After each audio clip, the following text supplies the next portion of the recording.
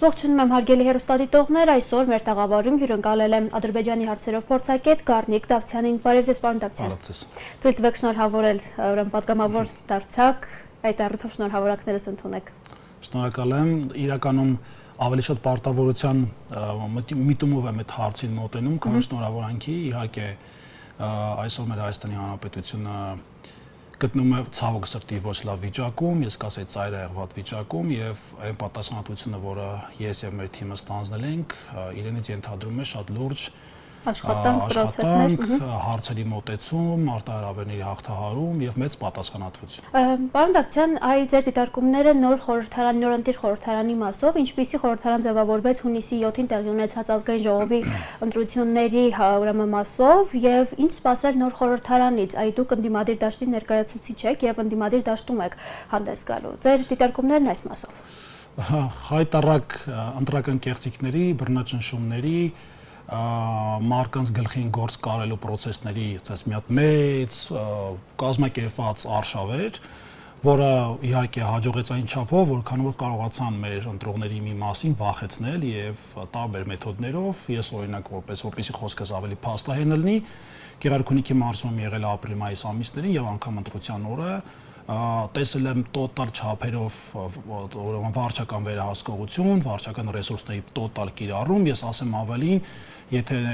ժամանակի իշխանությունները իմանային, որ այսպես կարելի է, միգուցե իրանք այսպես անեին, բայց այս իշխանությունները բոլորին տվել անցել են։ Ժամանակին ասելով նկատում եք 21 թվականի ընտրությունները։ Ոչ, նկատում եմ մինչև 18 թվականի տեղացած ընտրությունները, որովհետև եթե այն ժամանակ կար ընտրակեղծիքներ, կար ռեպրեսիաներ, կար այսպես ասած, վարչական ռեսուրսի կիրառում, ապա հիմա ես ձեզ անկեղծ եմ ասում, կարելի է նոր գիրք գրել վարչական ռեսուրսների կիրառման մակարդակի մասին եւ դրա գլխավոր ուրեմն հեղինակը լինի հենց Նիկոլ Փաշինյանը։ Պարզ օրինակով ասեմ, գյուղապետանի աշխատողներ, մարզպետարանի աշխատողներ, անձամբ մարզպետը իր տեղակալներով բոլորը լծված են գյուղերում, ընտրատեղամասերի 50 մետրը պահպանում են, բայց հոգեբանական ճնշում են ենթարկում քաղաքացիներ, որ պատկերացնեք, մի ճանապարհ կա, որը պետք է տաներ ընտրատեղամաս, իրանք այդ 50 մետրը պահպանում են, ճանապարհի մոտ կանգնում ու յուրաքանչյուր գյուղացու անցնող գյուղացու աչքի մեջ նայելով ժպտում էին, բարևում էին, հասկացնում, որ իրանք այդ տեղից հավատացեք, իրավագիտակցությունը ես ոչ մի ձև չեմ ուզում բնավ նսերմացնեմ մեր գյուղական համայնքներում ապրող հայրենակիցների իրավագիտակցությունը, բայց համատ մայրաքաղաքի դա ցածր է։ Ճշտի մասին, ասում եմ, չպետք է վախենել խոսել եւ մարկանց մոտ այդ պատկերացեք 1000 հոգանոց գյուղ կամ 1200 հոգանոց գյուղ, բոլոր իրար գիտեն, հարևանները, մյուս փողոցից, բոլոր իրար ճանաչում են։ Եվ այսպես ասած կա նաև գյուղու մթնոլորտի ծանոթ իրավիճակ, գիտեն ով է իշխանամետ, ով իշխանամետ չի, բայց նաև կան մարդիկ էլ, որոնք ցույց չեն տալիս, բոլորին էլ ասում են այո, բայց երբ որ դու այդ մարդու հետ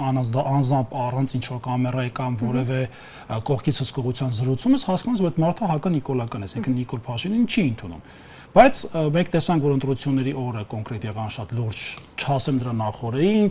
այն կեղծ տեղեկատվական արշավով, որ մեր դեմ կար, ընտրակաշառքներ կապված բոլոր ուղղություններով, նպաստեց նաև մարդկանց մոտ իշխանական մոլորեցնող թեզերի որոշ չափով հաստատմանը եւ դրան գումարած ռեպրեսիաները տվեցին իշխանության համար ցանկալի արդյունք չափավոր առումով, որովհետեւ ի շնորհիվ մեր հայ ժողովրդի այսօր Նիկոլ Փաշինյանը չունի սահմանադրական մեծամասնություն, ինչ ուներ 21 թվականին։ Ըստ էության սա Նիկոլ Փաշինյանի ձեռքերը կապում է սահմանադրության փոփոխության հարցերի մասով, իհարկե այնտեղ վերջերս իրենց թիմակիցներից մեկն հայտարարություն արեց, որ կան նաև ակնարկեց ավելի ճիշտ, կան նաև շրջանցող ձևեր, որ կարող են վերել որպես խորհրդանում անցկացնել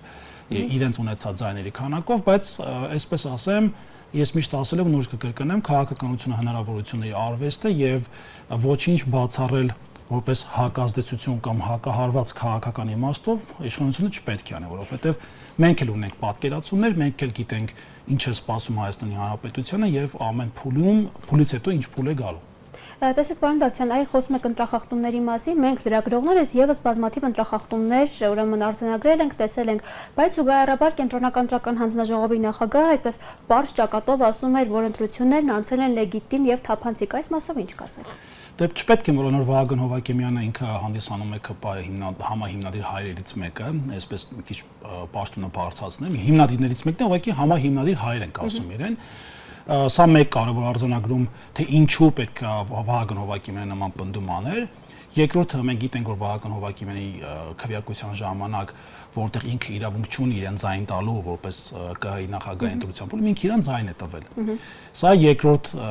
իրավիճակ, որին ճարահատյալ մեթոդ էր եւ այդ ձայնը կարող է որոշիչ լինել, դրա համար ինքն իրեն ձայն է տվել։ Եվ երրորդ կարևոր հանգամանքը Վահագն Հովակիմյանը տարիներ շարունակ աշխատել է Նիկոլ Փաշինյանի հետ, Նիկոլ Փաշինյանի թերթում, ամբողջ իր, այսպես ասած, քաղաքական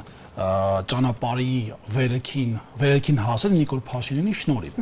Հետևաբար խոսել Վահագն Հովակիմյանի անաչառության, փաստերի հանդեպ ավելի սրտացավ մոտենալու փաստի մասին ես չէի անի, որովհետև ակնհայտ էր, որ վարչական դատարանը որոշում կայացրեց, որ պետք է վերաքվեարկություն լինի երկու տեղամասերում, բայց Վահագն Հովակիմյանը իրեն վեր դասեց վարչական դատարանի որոշումից, խախտելով մի շարք օրենքներ եւ իհարկե կատարեց այսօրվա իշխանության պահանջը։ 9-րդ գումարման ազգային ժողովը 8-րդ գումարման ազգային ժողովի տրամաբանական շարունակությունն է լինելու, թե հակառակ պատկերը կարող ենք տեսնել պայքարի իմաստով։ Գիտեք, ես չեմ ուզում որևէ ձև նսեմացնեմ 21 թվականին ձևավորված խորհրդանական ընդդիմության պայքարի ուղին, որովհետև ոչ միայն այն բանի պատճառով, որ ես ներգրաված եմ եղել փողոցային տարբեր շարժումներին, այլ ես ճիշտ չեմ համարում քարկոծել, պախարակել այն շարժումները, որոնք ձախողվել են, բայց սկզբնական փուլում ցույց են տվել հայ ժողովրդի միասնություն ու վճռականության էտապը։ Պարզապես պետք է դասեր քաղել նախկինի սխալներից, նոր մարտավարություն մշակել եւ դա այնպես կիրառել, որ լինի մեկ անգամ եւ մեկ օրով։ Ինչպես մեր ղեկավար Նարեկ Կարապետյանն է ասել, պետք է փողոց դուրս գանք մեկ օրով եւ մեկ անգամ, այսինքն ըստ էության դա չպետք է լինի ժողովրդի ջղայնության, այսպես ասած, այդ գոլորշին սպառելու նպատակ, որովհետեւ ամեն դեպքում մեր ժողովուրդը 6 տարի կուտակած ունի բացասական էներգիա, որոշ չափով դրանք արտանետվել են այդ փողոցային պայքարի շրջանակում, բայց դժգոհությունը այսօրվա իշխանություններից բավական բարձր է։ Այնինչ ընդդիմադիրները ինչպիսի սխալներ թույլ տվեցին առհասարակ այս եւ նախընտրական շրջանում եւ քարոզարշավի ընթացքում, որպեսզի որ չհասան իրենց հռչակած կարևորագույն նպատակին, այն էլ Նիկոլ Փաշինյանին իշխանազրկելը։ Գիտեք, ինձ թվում է այստեղ սխալները որպես այդպիսին գլոբալ իմաստով այդքան չէին, որքան որ մեր ժողովրդի հետ ավելի པարզ խոսելը։ Ես ինչի նկատի ունեմ դա ասելով, ամենայն հարգանքով մեր նախկին իշխանությունների նկատմամբ Սերժ Սարգսյանը կլինի, Ռոբերտ Քոչարյանը կլինի, թե Լևոն Տեր-Պետրոսյանը, բայց կարծում եմ, որ կոնկրետ մեր քաղաքական ուժի դիրքորոշումը պետք է լիներ ավելի հստակ գնահատականի առումով նախորդ գործող իշխանությունների մասով, այսինքն հստակ լիներ մեսիջ, որ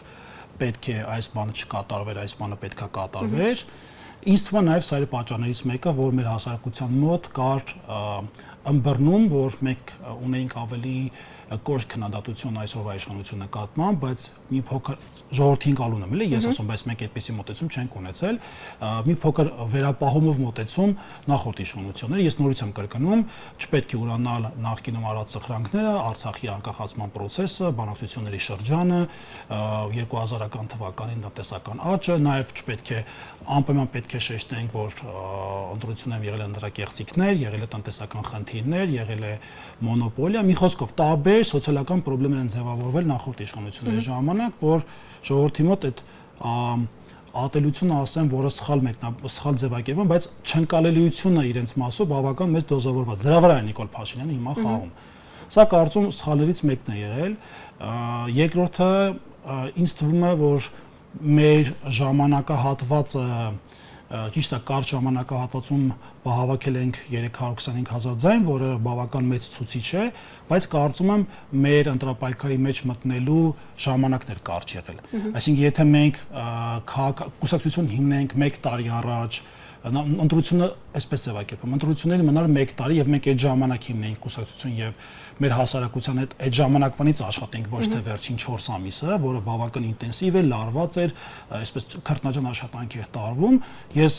ավելի քան համոզված եմ, որ մեր եւ քաղաքական խոստումները տեղ կհասներ, կմարսվեր ժողովրդի կողմից եւ ժողովուրդը մեծ ձայն կտար։ Այնտեղ բավական որտեղ մենք տեսնում էինք տարբեր YouTube-յան կեղծ ալիքներով մեր հասցեին ամենավերջին ստոր գովազդներ էր տարվում, որոշ չափով հետքը բացահայտեց, որ մի մասը կապված է ԿՊ-ի հետ, մի մասը չեն կարողանում բացահայտել, որ ուրեմն կուսակցությունը, բայց ակնհայտ էր, որ ընդդիմության դեմ ուղղված հատուկ կազմակերպված ատելության քարոզ էր տարվում, եւ դա մարզերում շատ լավ աշխատում էր, ասեմ ձեզ։ Մեր մարզերի հարգելի բնակիչները, որ շփվում էի, իրենց մոտ կար ձևավորված այդ ընկալումը, բայց երբ որ մարդու հետ շփվում ես լրիվ ընկերական, հարգալից, դիմացինին լսելու սկզբունքով ամենակարևորը, մարդկանց հետ լինում էր այդ թեզերը կոտրել։ Այսինքն մարդը սնվում է մի տեղից, մի ինֆորմացիայից է սնվում, որը իր մոտ ձևավորում է կարծիք կամ հմեկներ կամ սոցիալական ցանցերում ազդող գովազդները, որպես այդպեսի, որովհետև այն մասշտաբը, որը որ կար մեր դեմ թիրախավորված քարոզչության եւ ատելության խոսքի մասով, հավատացեք, երբեք Հայաստանի Հանրապետության անկախության շրջանից ի վեր չի եղել նման բան։ Տեսեք, պարոն Դավթյան, այս հետաքրքիր է ժողովրդի հետ անընդհատ շփումներ եք ունեցել եւ հետաքրքիր է այս ժողովուրդը ընտրեց ուժեղ Հայաստան դաշինքին, որովհետեւ ընկալեց որպես երրորդ ուժ, թե այլընտրանք, թե փոփոխությունների համար եկավ ձեր ետևից։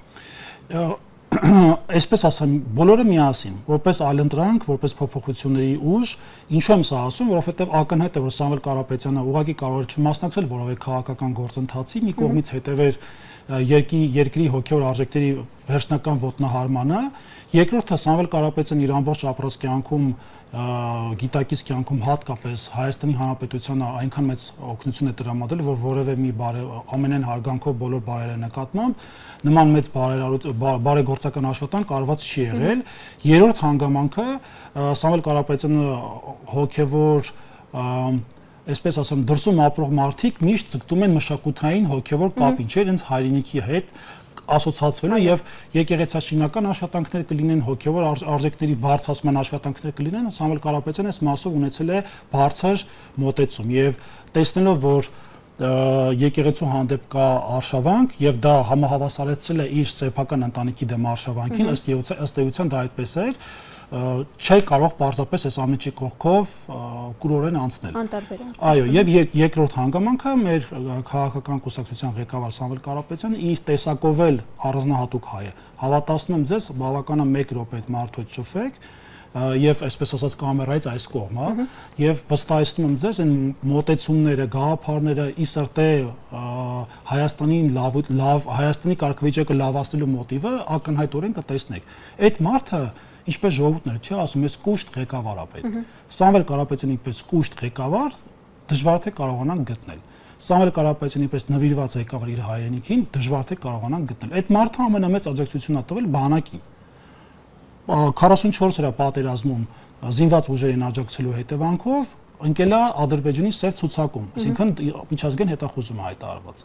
Եվ պատահական չի, որ այսօր Նիկոլ Փաշինյանը կալանքի տակ ապահովում է այստեղ Սամվել Կարապետյանին, իսկ Բաքվում կալանքի տակ են պահում մեր հայազգի մյուս բարերար Ռուբեն Վարդանյանին։ Այսինքն այստեղ նմանությունները ակնհայտ են։ Մյուս եւ վերջի երրորդ հանգամանքը ասեմ ու այսքանով հարցի պատասխանը ավարտեմ։ Սամվել Կարապետյանը իր հայ տեսակով յուրահատուկ էներգետիկ մարդ է։ Այդ մարդը մոտիվացիայի, մարդուն մոտիվացնելու, հույս տալու եւ այդ հույսը պարզապես հույս չէ, իր մեջ հիմնադրված հույս է, այսպես վստահ որ դա տեղի կունենա եւ անկեղծ մարդ է իր նվիրումների եւ ցանկությունների հարցում։ Պարոն Դավթյան, այդ ձեզ պատկերացնում եք քաղաքացիական պայմանագիր խմբակցության պատգամավորների հետ ինչ որ քննարկումների ժամանակ։ Քաղաքացիական պայմանագիր կուսակցության պատգամավորները պետք է պատկերացնեն մեզ այդ քննարկումների ժամանակ, այսպես պատասխանեմ ձեր հարցին։ Ես նենց մարդ եմ, որ մեծացել եմ տարբեր շրջապատներում, ունեմ տարբեր ընկերներ եւ ավելի շատ իրենք մտահոգվել ունեն, քան թե մեր քաղաքական թիմը։ Պարոն Դավթյան, տեսեք, անդրադառնանք նաև Սահմանադրության հնարավոր փոփոխության այս լրջագույն խնդրին։ Մի կողմից Ադրբեջանը շարունակում է ավելի կոշտ ռետորաբանությամբ Հայաստանին պարտադրել, որ պիտի փոխի իրեն մայր օրենքը։ Մյուս կողմից, ինչպես դուք նշեցիք, Նիկոլ Փաշինյանն այլևս չունի սահմանադրական մեծամասնություն։ Այդ դուք քաջածանոթ լինելով ձեր գործընկերներին, որոնց հետ պատրաստվում եք կիսել խորհրդարանը եւ գնալ քննարկումների, ընդդիմադիր դաշտում կգտնվեն այնպիսի պատգամավորներ, որոնք կգնվեն Նիկոլ Փաշինյանի կողմից եւ գնան այդ քայլին։ Ես գիտեմ, որ նախորդում եղել են վատ փորձ, ընդդիմության դաշտում եղել են մարդիկ, ովքեր ճամբարանփոխ են եղել, մոռանալով իրենց արյունը, ուրանալով իրենց արյունը, ուրանալով իրենց հայի տեսակը։ Սա հարցի մյուս կողմն է, երկրորդ հատվածը։ Գիտեք, որպիսի ընդդիմությունը հաջողի, այդ թվում նաև մենք, որտեղ միայն մենք չենք, որ խորհրդանում ենք լինելու, Հայաստան դաշինքներ լինելու։ Այստեղ շատ կարևոր է հասկանալ իշխանափոխության կամ ոնց որ իշխանություն ասում ընդդիմափոխության process-ը։ Եթե այդ մրցավազքի մեջ առաջատարը ընդդիմությունն է, հավաքական ընդդիմությունն է, հավատացեք, այդտեղ ոչ մի չի կարող գնվել, ինչպես դուք եք ասում, որ իմ կարծիքով մի քիչ ճիշտ ձևակերպում չի, իհարկե, եթե բացառենք դրա, եթե չբացառենք դրա վատ հետևանքները։ Եթե այդ մրցավազքում որ անցնեն Նիկոլ Փաշինյանի կողքը։ Քաղաքական մրցավազքում, եթե ընդդիմությունը, ես եթե ասացի միգուցե ինձ ուղեմ, քաղաքական մրցավազքում ընդդիմությունը առաջ անցնելու պարագայում հավատացնում եմ ձեզ, որ այդ մարքան շանտաժի վախեցնելու մեթոդը չի աշխատելու, բայց եթե չլինի նման բան, ես մեր թիմի անունից կարող եմ խոսել, անձամբ իմ անունից կարող եմ խոսել, ինձ վրա կարող են բանաստել կոմպրոմատներ, չկա այդպիսի, ուղղակի օրինակներ եմ բերում, սպառնել իմ բարեկամներին աշխատանքից ազատել, փորձեն ոնց որ կինոներում շատ հաճախ պատկերված մեծ արկղերով գումար են բերում դնում, ասում են որոշի այդ մեթոդը որպես օրինակ։ Չկա այդպես մեթոդ, որ ես իմ տեսակը կվաճառեմ, բացառված է դա։ Ես ամեն զրկանքել պատրաստ եմ։ Այսինքն սկզբունքային մարդիկ են հայտնվել այս դեպքում ազգային ժողովում։ Կարծում եմ, որ երբ որ ցուցակը գրվում է падգամավորների առաջին համարից մինչև վերջին համարը, իհարկե ոչ մեկին չեմ ուզում նվաստացնել, ոչ նպատակ ունեմ, պարզապես հաշվի առնում մարդու անցած քաղաքական ճանապարհը։ Օրինակ, այդ մարդը ինչքան ժամանակ է եղել քաղաքականության մեջ, ինչ զրկանքների միջով է անցել, ոնց է պայքարել, ինչ անուն ունի հանրային ընկալման մեջ, արդյոք մեդիա դաշտում, ասենց այսպես կրիտերիաներ կա։ Եվ այդ ցուցակը կազմելու պարագայում բոլոր մեր 193, եթե չեմ սխալվում, մեր падգամավոր ցուցակն եմ ասում, անձիկ էլ ունեն իրենց կյանքում արած մեծ գործեր։ Ուղղակի այդտեղ արդեն կրիտերիաների պլյուս մինուս անելն է, որտեղ ավելի շատ մարդ միավոր կհավաքի մյուսի նկատմամբ, այդ մարդը գա ավելի առաջ ցուցակում։ Ես կարծում եմ այսպեսի մոտեցում ա եղել։ Եվ այն մարդիկ, ովքեր որ հիմա ուժեղ Հայաստան կուսակցությունների դաշինքից անցել են խորհրդարան, իրենք նույնպես ունեն հայրենատեր, հայրենանվեր եւ մարդու առանձնացված տեսակի հայ տեսակ։ Եվ ես վստահ եմ իմ թիմակիցների վրա անգամ 1% կասկած չունեմ։ Դուք Ադրբեջանի հարցերով փորձագետ եք եւ այս առումով ձեր կարծիքն հետաքրքիր է, ինչպիսի օրակարգ է ձևավորված այս պահի դրությամբ առնվազն Ադրբեջանում։ Նկատի ունեմ եւ ռեգիոնալ իմաստով եւ Հայաստանի նկատմամբ ինչ ուրեմն պահանջներ ունենալու իմաստով, ինչպիսի օրակարգ է այնտեղ ձևավորված։ Ասեմ, երևի թե նորություններ չեմ ասի, որովհետեւ այն օրակարգերը, որոնք որ կան Ադրբեջանից եւ եկան եւ գալիս եւ լինելու են, դրանք մեկը մյուսով զուգորդված է։ Մենք գիտենք եւ անթակույց կերպով ըստեյության։ Այո, մենք գիտենք, որ սահմանադրական փոփոխությունների մասով կա հստակ պահանջ, բայց ինչպես ժամանակին օրինակ անդադ պատճառ էր բռնում Ադրբեջանի տարածքային ամբողջականությունը ճանաչելու հանգամանքը, որից հետո հնարավոր կլինի բանակցել օրինակ Թուրքիան Հայաստանի հետ, հա, որպես այդպեսին։ Մենք տեսանք, որ նման process-ը որևէ դրական արդյունք չտվեց։ Ես կարող եմ հիմնովին կասկած ունել եւ ունեմ այդ կասկածը, որ անգամ եթե դրան գնանք էլ, օրինակ եմ ասում, չնայած բացառում եմ, հնարավոր չի Ադրբեջանին կանգնեցնել, որովհետեւ Ադրբեջանը չունի կարմիր գիծ, չունի ստոպ գիծը, որտեղ ինքը կասի այս մինչեւ այստեղ իմ ստոպ գիծն է։ Իսկ եթե մի քաղաքական միավոր կամ պետություն չունի միսի հանդեպ ստոպ գիծ, դա նշանակում է կողմը ուզում է քեզ ոչնչացնի։ Դա քաղաքականության մեջ ընդունված բանաձև է։ Եթե քո հակառակորդը չունի տեղ, որտեղ ինքը կանգնելու է, ինքը քեզ ոչնչացնում նպատակ ունի, իսկ Ադրբեջանը նման նպատակ ունի։ Սահմանադրական փոփոխությունների մասին շեշտեցի, երկրորդը դա արևմտյան ադրբեջանցիների վերադարձ չակերտավոր հակահայկական կառույցի կողմից կազմակերպված ադրբեջանցիների գալն Հայաստան։ Եվ դա ձևակերպվում որպես վերադարձ,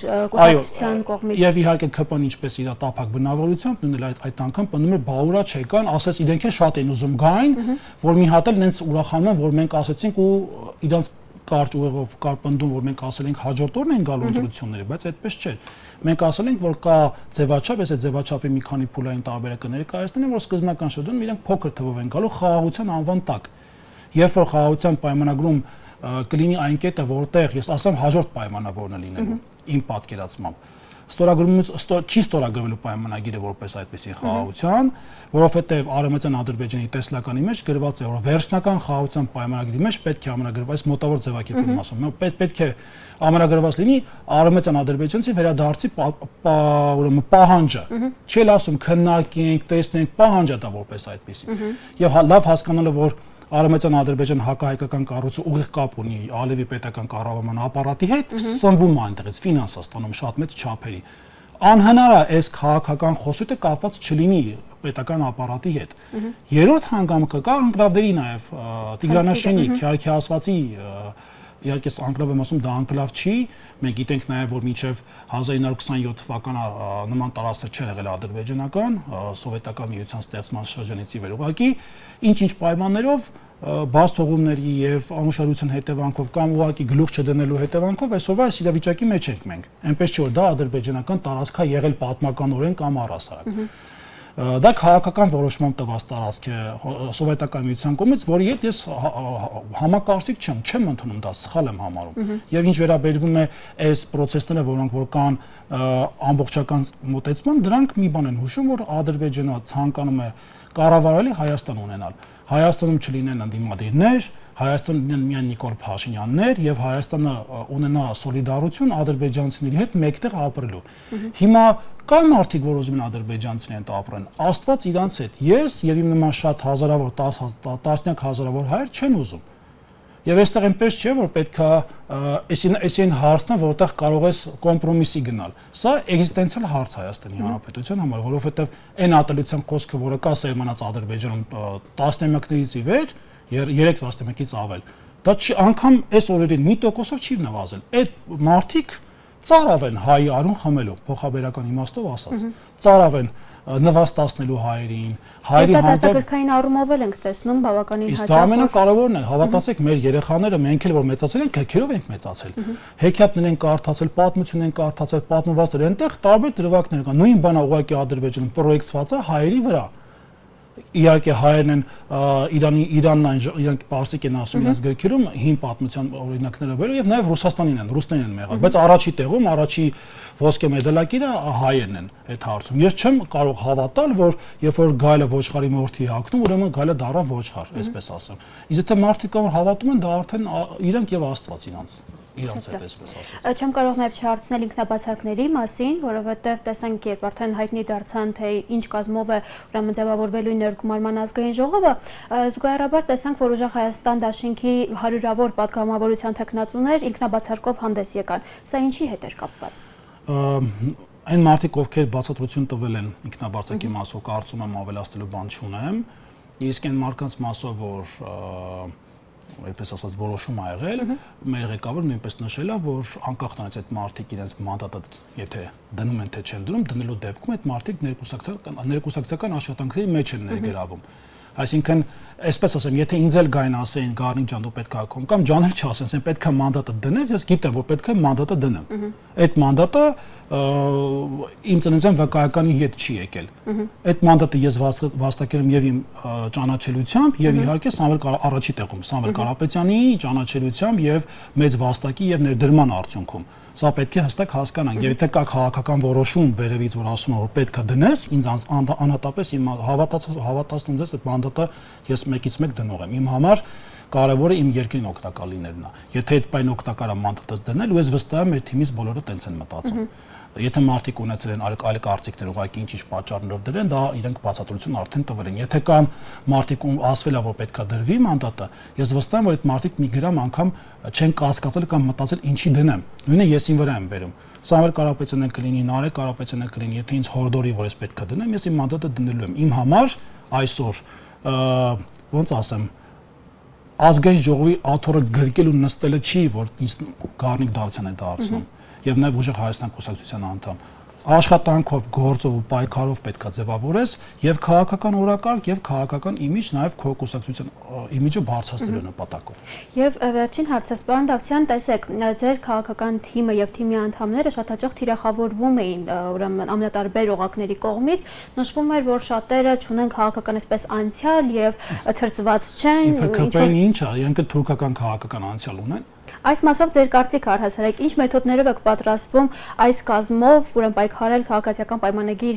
կուսակցության, խմբակցության նրանց որոշումների դեմ, ինչպես նաև նշեցինք սահմանադրության հնարավոր փոփոխության դեմ։ Ես անկեղծ ասեմ, ավելի լավ է քաղաքական անցյալ չունենաս, նոր մարդ լինես, քան ԿՊ-ի պես անցյալ ունենաս, ամենն անկեղծությամբ։ Ու այն մարդիկ, ովքեր մեր մոտ քաղաքական անցյալ չունեն, հավատացնում եմ ձեզ, ավոր գիտելիքահեն մարդիկ են, իրենց մասնագիտության մեջ կայացած մարդիկ են, իսկ որ ԿՊ-ին sense թափ տանք, մի հատ Նիկոլ Փաշինյան անգնելու ու այնալ գիտենք, ինչ մեծ ծանր բեռով իր ուսերին։ Այնտեղ ոչ մեկ, ինչա Ռուբեն Ռուբինյանը թաքցում էր, որ Թուրքիայում է սովորել, միջև չբացահայտվեց։ Հիմա էլ ուզում է ապացուցել, որ դա սովորել չի։ Ֆելոշիփը սովորել է։ Անկամ մեկ շաբաթով գնում ես ամառային դպրոցի, լավ 3 օրով կոնֆերանսի, դա նույնպես կրթություն է։ Ու եթե իր մասով ասացի, շատ չեմ ուզում խորանալ, ազգային ժողովում կտեսնեք։ Նույնը Վահագն Ալեքսանյանն է ու մնացած բոլոր դերակատարները, ովքեր այսօր առաջի պլանում երևում են ԿՊ-ին, ասում դուրս ԿՊ-ն թափած քաղաքական իմաստով։ Մեն Նիկոլ Փաշինյան կանգնի։ Այդ էլ ծանր բեռով իր ուսերին, այնպես չի, որ ինքը տենց թրծված քաղաքական գործիչ։ Հետևաբար ես անգամ այդ համատության դաշտ չեմ մտնի, որտեղ դա ինձ համար վիրավորական է մեր թիմի անդամներին կամ ինքս ինձ համատեմ ԿՊ-ի, այսպես ասած, թրծված քաղաքական գործիչների հետ։ Թրծված քաղաքական գործիչ մեղմ եք ասում, ԿՊ-ի հակահայկական արշավանքի կողմից ձևավորված բանակի դեմ։ Ինձ համար դա պարզապես անընդունելի համեմատություն է, ուղղակի ես մի բան կասեմ, ես ավելի շատ սիրում եմ գործ անել, քան պարզապես խոսալ։ Շնորհակալ եմ զրույցի համար։ Իսկ ես հիշեցնեմ, որ զրուցում էի Ադրբեջանի հարցերով փորձագետ Գառնիկ Դավթյանի հետ։ Շնորհակալություն մեզ հետևելու համար։